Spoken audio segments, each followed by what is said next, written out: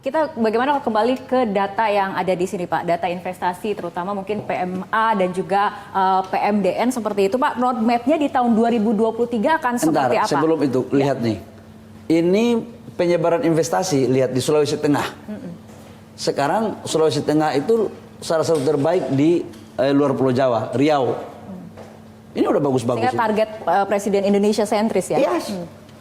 Rara, di Maluku Utara, itu pertumbuhan ekonominya 27%. Dan itu salah satu hasil survei ya, itu masyarakat yang indeks kebahagiaannya paling tinggi. Jadi bukan di Jakarta ini indeks stres. Mengenai roadmap PMA, PMDN terutama di tahun 2023, karena targetnya kan luar biasa, 1.400 triliun rupiah. Roadmap ke depan, untuk bisa mencapai 1.400 triliun, kami akan menggenjot hilirisasi. Karena hilirisasi ini membutuhkan teknologi dan padat modal. Dan hilirisasi ini akan menciptakan kawasan pertumbuhan ekonomi baru dalam rangka menuju pemerataan pertumbuhan. Dan roadmap kami ke depan itu adalah yang pertama kami akan mengeksekusi cadangan-cadangan investasi yang sudah konkret, yang sudah clear, dan yang kedua adalah yang baru 50-60% kita akan clearkan. Insya Allah kalau ini mampu kita lakukan, maka Indonesia akan menjadi salah satu negara tujuan investasi salah satu terbaik. Nah Pak, tapi bagaimana memastikan hilirisasi tambang terutama ini memang berjalan Pak? Emang Rara ragukan sama saya? Tahun 2019, ketika menyetop ekspor ore nikel, itu bukan kewenangan Kementerian Investasi. Aku jujur aja. Tapi kemudian atas perintah rapat internal, kami memutuskan untuk melarang ekspor ore nikel. 1,5 bulan saya di demo di sini. Apa hasilnya? Hasil ekspor nikel kita di 2017-2018 itu hanya 3,3 miliar US dollar. Begitu kita stop hilirisasi, di tahun 2021 lompat menjadi 20,9 miliar US dollar. Dari 30 triliun lebih atau 40 triliun menjadi 300 triliun. Nah sekarang hilirisasi yang lain kita akan menyetop bauxit tahun ini. Kemudian kita akan menyetop timah lagi. Kemudian kita akan membangun DME low kalori dari batu bara untuk berganti LPG. Dan hilirisasi yang lainnya. Apa yang saya mau sampaikan? Ini memang pertarungan antara importir dengan eksportir bahan mentah. Tapi saya mau sampaikan begini, udahlah, saya ini kan mantan pengusaha. Udahlah, jangan lagi kita jual tanah air terus. Kita sayang negara kita. Nah ini bagaimana Pak strategi menghadapi tantangan dunia Pak? Tidak hanya kemudian dalam negeri. Loh, dunia kan bahwa Presiden Jokowi udah sangat firm. Bahwa Presiden Jokowi itu bukan presiden yang bisa digertak-gertak. Contoh, dia Uni Eropa membawa kita WTO terhadap sawit. Dia menaikkan pajak impor kita. Kita lawan. Kita menang dan gak kita ekspor. Begitu kita larang ekspor CPO, teriak-teriak mereka. Nikel. Ketika kita melarang ekspor ore nikel, kita dibawa ke WTO. Emang kita takut? Kalah pun kita lawan terus. Karena nggak boleh kita takut, negara kita ini negara udah merdeka. Nggak boleh ada satu negara manapun yang bisa mengintervensi negara kita. Yang tahu tujuan negara kita adalah kita, bukan yang lain. Dan karena itu kemarin di G20 sudah disepakati di tingkat komunike antar kepala-kepala negara, khususnya pada paragraf 37 tentang hilirisasi dan nilai tambah merupakan bagian kesepakatan daripada G20. Jadi saya pikir nggak apa-apa. Nah terkait yang tadi yang sesama pengusaha itu, udahlah. Ini saya mau pesan moral aja sama teman-teman. Udahlah, senior teman-teman. Kita ini kan saling baku tahu ini aku bilang. Udahlah, sayang negara ini. Kita stop sudah cara-cara lama yang mohon maaf belum memaksimalkan pendapatan negara. Hilirisasi harus kita lakukan, impor-impor yang bisa kita hasilkan dalam negeri, ayo kita sama-sama dukung lah untuk kita lakukan dalam negeri. Kalau hilirisasi kan untuk meningkatkan nilai tambah juga Pak, tapi untuk meningkatkan daya saing dari Indonesia sendiri seperti apa? Karena di tengah resesi global seperti ini kan negara-negara saling berebut mencari investasi, mencari investor seperti itu. Artinya mereka membuka diri. Nah, bagaimana Indonesia juga meningkatkan daya saingnya agar kemudian tetap menarik bagi investor untuk menanamkan investasi di Indonesia? Rara, hilirisasi itu tidak hanya memberikan nilai tambah, tapi meningkatkan daya saing juga. Contoh, hari ini global isunya apa sih, Rara? Itu adalah green energy dan green industry. Orang semua menuju kepada energi baru terbarukan. Salah satu diantaranya adalah isu mobil baterai. Mobil baterai itu komponennya adalah 40 baterai, 60 mobilnya. Indonesia salah satu negara penghasil nikel terbesar di dunia.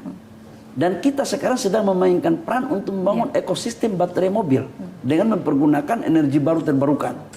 Nah, inilah sebenarnya untuk meningkatkan competitiveness kita dengan kawasan-kawasan industri dengan harga tanah yang terjangkau, dengan insentif fiskal yang bisa kita kasih tentang tax holiday ataupun tax allowance maupun insentif-insentif yang lain. Dan ketika investor itu akan masuk, tawaran kita apa? Pasar Asia Tenggara itu ada di Indonesia. Bukan di negara-negara tetangga-tetangga kita ini. Populasi penduduk Asia Tenggara berapa? 630-640 juta. Kita 270, 43 sampai 44%. Yang masuk salah satu GDP terbesar di dunia untuk khusus Asia Tenggara itu di Indonesia, bukan negara lain. Karena yang masuk G20 itu cuma kita. Pertumbuhan kelas menengah baru ke atas itu Indonesia. Jadi inilah bagian instrumen yang bisa meyakinkan dan menjadi instrumen berpikir bagi investor untuk menanamkan modalnya di Indonesia. Termasuk perbaikan infrastruktur dan juga peningkatan kualitas SDM, Pak? Yes. Dulu itu logistik kita ketika indeks infrastruktur logistik kita itu biaya logistik itu 26%. Tapi dengan pembangunan infrastruktur yang masif sekarang itu sudah turun tinggal menjadi 22%. Artinya dari tahun ke tahun melakukan perbaikan. SDM memang kita harus upgrade karena sekarang ini zaman kompetisi dan kolaborasi. Siapa yang memenangkan kompetisi, dia harus menyiapkan SDM yang baik. Betul. Oke. Nah, Pak, pertanyaan berikutnya di tahun 2022 sektor-sektor apa yang dianggap berhasil menarik investasi ke Indonesia? Apakah kemudian akan dilanjutkan di tahun 2023, Pak? Saya ingin menunjukkan datanya ya, silakan. Biar Rara lebih ini. Ya. Rara tahu nggak? Isu dulu ketika terjadi deindustrialisasi. Jadi industri logam dasar barang logam bukan mesin dan peralatan ini adalah bagian yang mendorong untuk terjadi industri. Ini untuk mesin-mesin pabrik, Rara. 2019 kita itu urutan nomor 4. Dan sekarang di 2022 industri barang logam itu sudah menjadi nomor 1. Maka itu inheren dengan ekspor kita yang sudah tidak lagi mengandalkan full tentang bahan baku. Contoh, kita punya defisit neraca perdagangan ke China pada tahun 2017 itu 20 billion US dollar. Di 2021 defisit neraca perdagangan kita itu tinggal 2 miliar. Kita banjiri mereka dengan hasil-hasil hilirisasi dari nikel. Begitupun ekspor kita ke Amerika itu naik. Jadi sekarang ini dan produk jadi seperti itu, produk, Pak. Produk jadi setengah jari dan produk nilai jadi. Tambahnya. Iya, nilai tambahnya. Karena sampai ayam tumbuh gigi pun Indonesia ini kalau mau harap ekspor kita barang mentah, kita akan kalah terus. Makanya 24 bulan terakhir neraca perdagangan kita surplus dalam sejarah loh. 24 bulan terakhir. Nah, yang kedua itu adalah transportasi gudang telekomunikasi. Yang ketiga itu perumahan kawasan industri, pertambangan, dan listrik dan gas. Jadi sektor-sektor ini yang sekarang menjadi fokus kita dalam mendorong investasi Indonesia.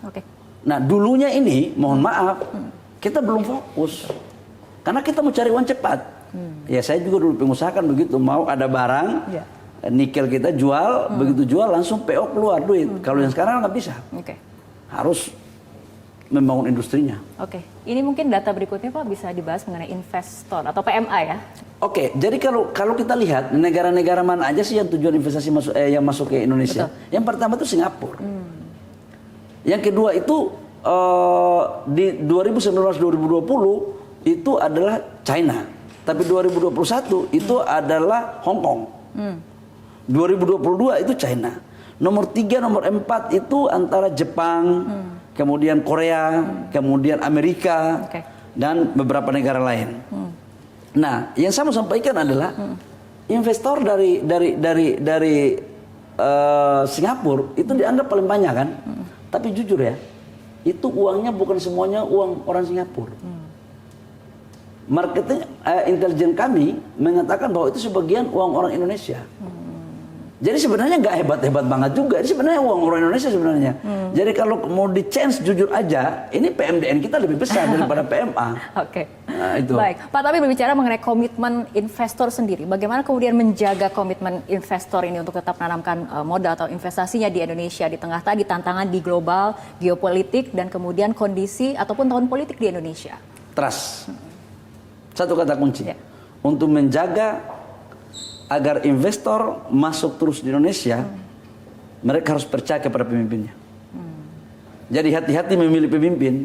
Kalau memilih pemimpin Indonesia yang tidak dapat dipercaya, maka investor lari. Kan apa yang mau diharap? Yuk, kalau dalam berbisnis itu kan cuma kepercayaan. Kalau Rara percaya seseorang dalam membangun bisnis, maka Rara akan melakukan apa aja sekalipun itu tidak sesuai. FS-nya mungkin tidak memungkinkan. Tapi kalau percaya, itu bisa dilakukan. Karena bisnis itu tidak hanya berbentuk FS, tapi intuisi, proyeksi. Dan proyeksi tidak selalu di atas kertas. Jadi menurut saya adalah apa yang membuat investor bisa datang terus selain stabilitas adalah kepercayaan kepada pemimpin negara. Baik, Pak Menteri, kita tadi sudah banyak kemudian membahas data-data yang ada di ruang comment center ini. Saya juga ingin menanyakan di tahun 2023, apakah ada perbedaan nih Pak daftar prioritas investasi ataupun bagaimana kemudian situasi investasi di IKN? Tapi jangan dibahas di sini bagaimana Pak? Mungkin Bapak ingin membawa ke ruangan lain, ke ruang kerja lain? Di sini kita banyak ruangan, jadi saya boleh nggak? Saya nggak jawab di sini, tapi saya ke ruangan bawah. Siap Pak. Oke, silakan Pak. Nah ini Pak, menjadi pertanyaan banyak orang juga, investasi di IKN akan seperti apa? Kenapa sih orang tanya terus tentang IKN?